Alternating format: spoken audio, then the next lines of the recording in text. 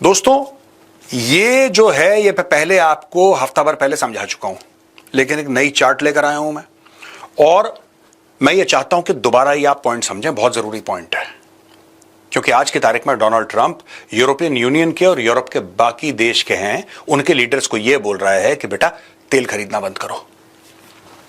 India becomes Ukraine's top diesel supplier in July as Trump slaps punitive tariffs on Delhi over Russian oil imports. India has overtaken other suppliers to become Ukraine's largest source of diesel in July 2025, accounting for 15.5% of imports, according to Nafto-Rheinok, a Ukrainian oil market analytics firm. Daily shipments averaged 2,700 tons. अब ये देखो,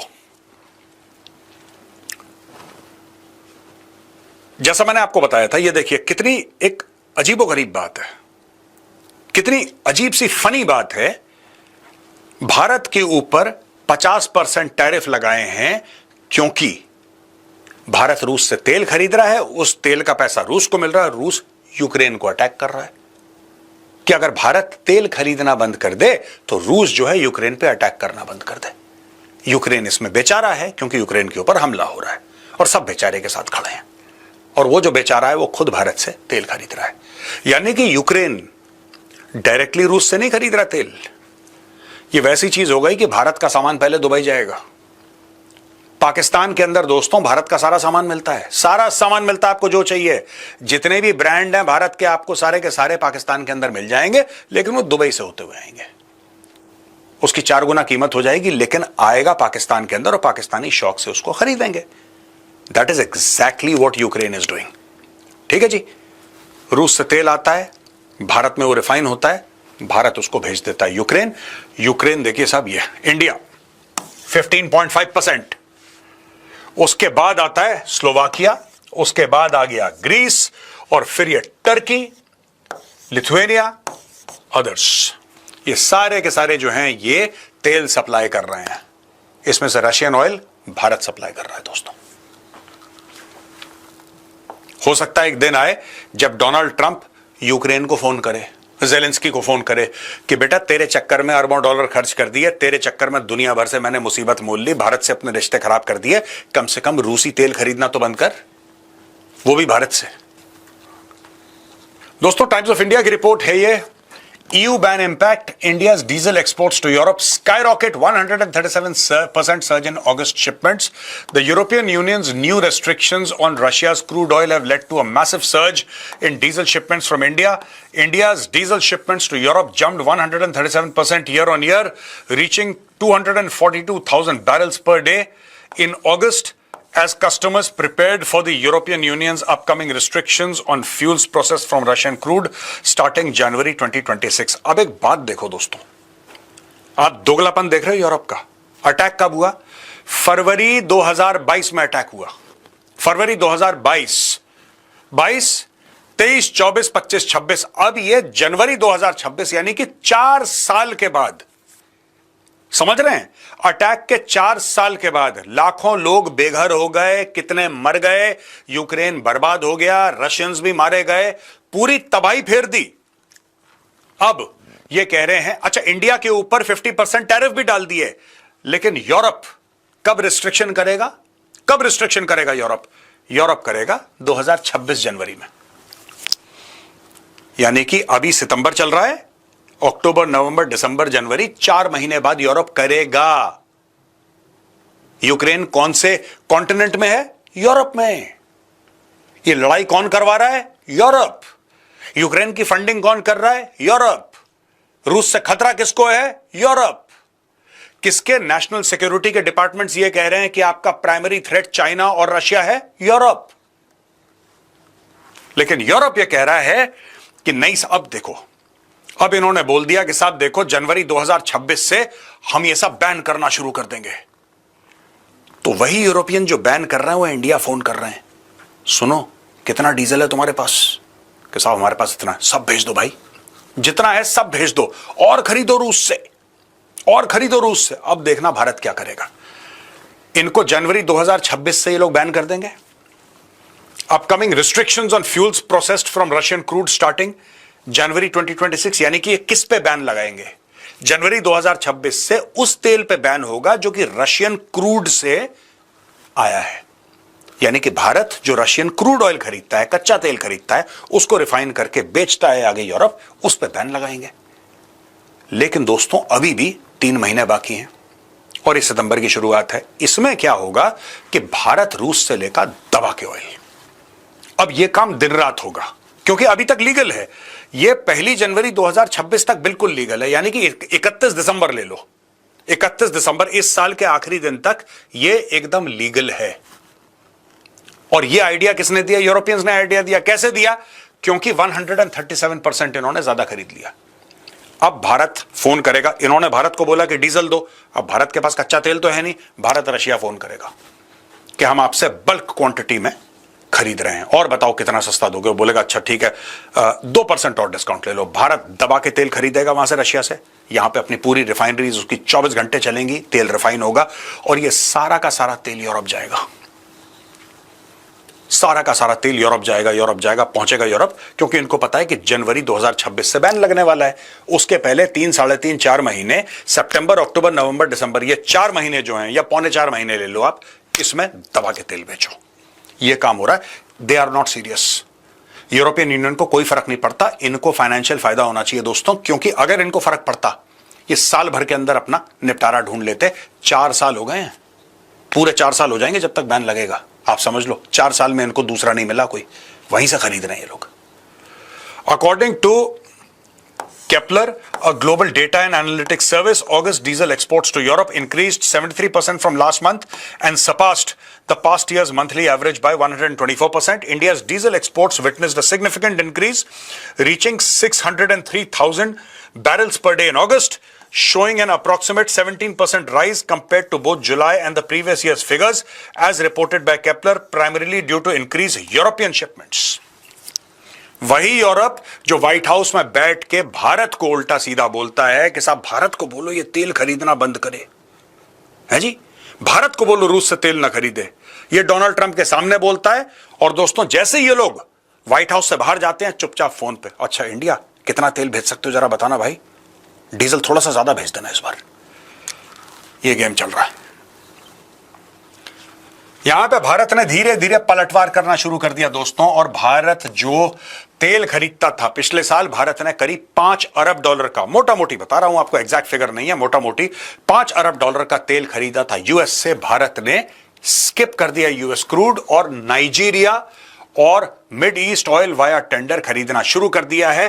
top Indian refiner Indian oil corporation skipped the purchase of US oil in its latest tender and instead bought 2 million barrels of West African and 1 million barrels of Middle Eastern grade, trade sources said on Friday. The state refiner also bought 1 million barrels each of Nigerian oil grades Agbami and Usan from French oil major Total Energy and another 1 million barrels of Abu Dhabi's Das crude from Shell, the people said. Nigerian oil has been bought on free on board basis and thus has been purchased on a delivered basis for arrival at Indian ports in late October, early November. In its previous tender last week, IOC bought 5 million barrels of US West Texas Intermediate. Their US oil purchases were also helping cut India's massive trade surplus with the US, which has doubled the tariff on Indian oil, citing New Delhi's purchase of Russian oil. The landed cost for US crude was high compared to other grades, despite the front month Brent WTI differential being about $4 per barrel. तो भारत ने बोला कि American oil जो हम खरीदते हैं उसको skip करो।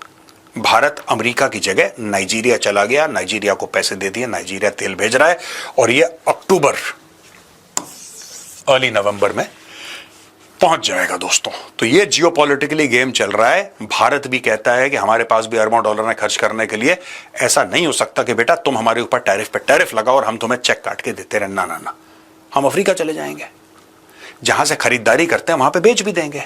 तेल खरीद रहे हैं ना, वहां पे अपना सामान भी बेच देंगे, तुम लगाओ टैरिफ।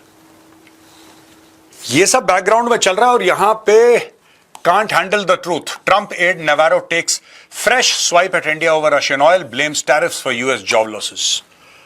ये नवारो कुछ और बोल रहा है, इसका बॉस कुछ और बोल रहा है। इसका बॉस मोदी जी से कह रहा है चलो दोस्ती कर लेते हैं, नवारो को शायद वो मैसेज मिला नहीं है, ये इस व्हाट्सएप ग्रुप में था नहीं बेचारा नवारो, इसको समझ में नहीं आ रहा, अलग से बात कर रहा है। यहां पे लोगों ने इसी के ट्वीट पे कॉन्टेक्स्ट स्टार्ट कर दिया है, India's Russian oil purchases are for energy security not just profit and don't violate sanctions. While India has some tariffs, the US has a trade surplus with it in services. US also continues to import certain commodities from Russia, which is hypocritical. ये लोगों ने add कर दिया, लोगों ने बताया कि भाई भारत अपनी एनर्जी सिक्योरिटी के लिए तेल खरीदता है और कौन सा सैंक्शन वायलेट कर रहा है। ऐसा तो नहीं ना कि अमेरिका बहादुर मालिक है इस दुनिया का।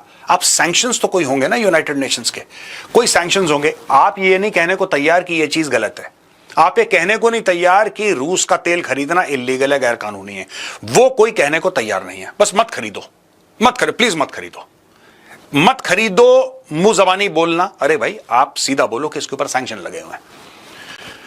यहां पे US unemployment rate 4 year high पे है। US job growth rate weaken sharply in August and the unemployment rate increase to nearly 4 year high of 4.3%।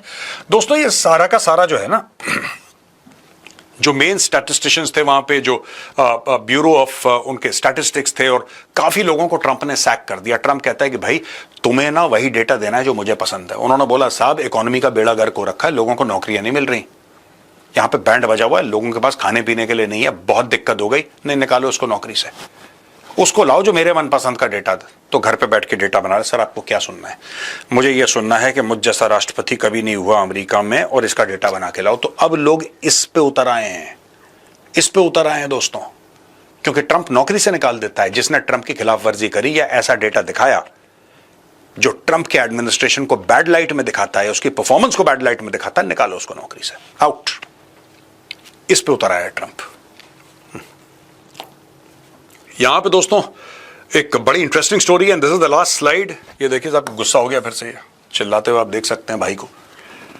Trump calls EU 3.5 billion fine on Google very unfair, says will not allow this discriminatory actions. What Trump said about EU's fine on Google, according to a New York Times report, the European Commission, the executive branch of the 27-nation bloc, accused Google of breaching antitrust laws by using its size and dominance to control the display advertising business, undercutting rivals. It said that Google had abused its dominance that indirectly hurt rival providers.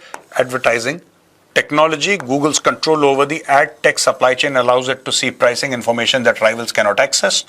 The regulators added, यानी कि regulators जो थे उन्होंने बोला कि जब आप advertising की बात करते हैं, ठीक है जी, तो डिस्प्ले एडवर्टाइजिंग में गूगल सबका देख सकता है, कोई गूगल का नहीं देख सकता कि उसकी प्राइसिंग क्या है।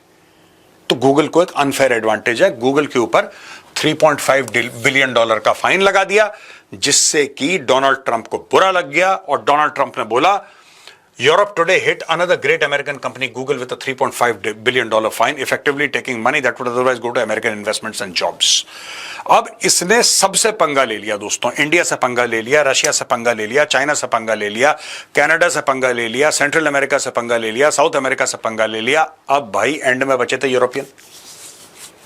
अब यूरोपियन से भी पंगा ले रहा है।